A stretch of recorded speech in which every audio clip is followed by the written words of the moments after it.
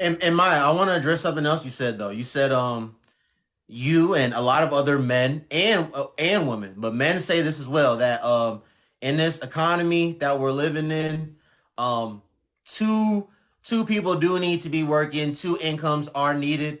Yeah. At the end of the day, Maya, um I don't 100% agree with that. Now, I do 100% it's just a fact that two incomes is always going to be better than one. Yeah. The more money, the better. The more money, the better for the household, the Hmm. better for that individual, the better for the collective. 100% true. However, um there are people, Maya, that there's men out here, they're making only 60, 70 bands, but they're living within their means, Maya.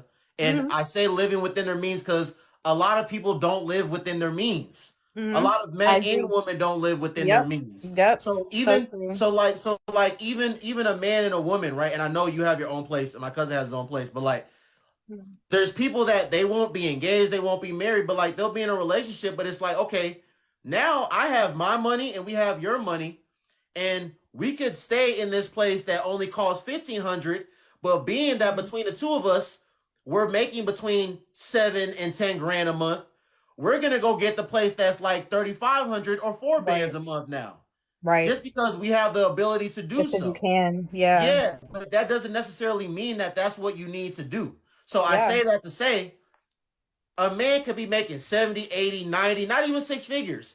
But if he's living within his means, that woman can afford to be a stay-at-home mom, Maya, and they can have all their needs met and have money left over as long as they're living within their means. Sure. Like, but I think one, it goes back to your point that like two incomes are better than one. Now, again, sure, like you 100% can't do it. That's not what I'm saying. What I'm saying is like, why not set yourself up to make your life easier? If you have savings that you put aside, like in my mind, how I am thinking about family planning is like I plan on going to more school that will eventually afford me opportunities to make a really good amount of money in a pretty short amount of time. I would want to save up, live in my means as like you're saying, as much as possible, be able to put, down on a house, try to, front as many bills as I can so that when I am ready to start having babies, I don't have to worry about, oh, I need to hurry up and get back to work. Like now, in my hypothetical, marriage, like let's take Nappy here. Like he's probably been making a lot more than me. Like I probably wouldn't have to use most of that money. He would probably, we've already talked about it, and like he said, he would be probably paying the bills, the mortgage, whatever. But I have my own stuff just in case because just to make everybody's life easy. You know what I mean? And so I think it can be done, but I just think that there's no reason you should have to like. It shouldn't be an all or nothing. I guess is what I'm trying to say. I understand what you're saying, and let me say this too. Let me say this too. Sorry, I was rambling there. No, you're fine. You're fine. You're fine. Let me say this too though, because this is very important for me to say. Um, some of y'all know what I do. Some of y'all don't know what I do. But if you Well, you don't know got what like I two more do, minutes with me. I'm starting to get tired, by the way. yeah, Sorry. real quick. If listen, I am a door greeter at Sam's Club in the morning, and I'm a waitress at Fogo de Chao and Benihana part time in the evenings. That's what I do for a living. Anyways, I just want to let y'all know that So gross. all of these professions that American society, most of American society correlates with quote unquote making a lot of money. That's not 100% true, okay? Not every lawyer is a six-figure lawyer, okay? Some lawyers are glorified paralegals. There's a bunch of people out here that have MBAs, there's a bunch of people out here that have JDs, and they're not doing a damn thing with it because they haven't had the opportunity to do anything with it, okay?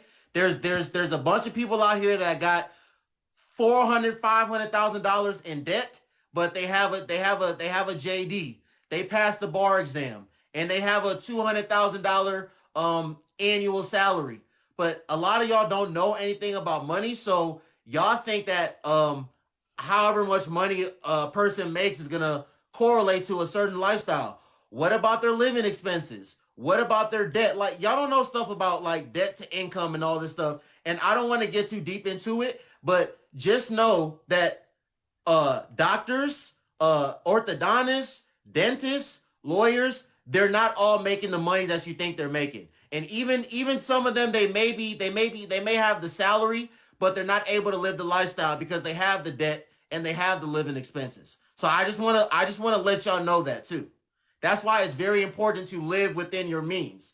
So there may be a lawyer that may be making $300,000 at his firm, but he's $600,000 in debt, and you make $100,000 and you don't have any debt.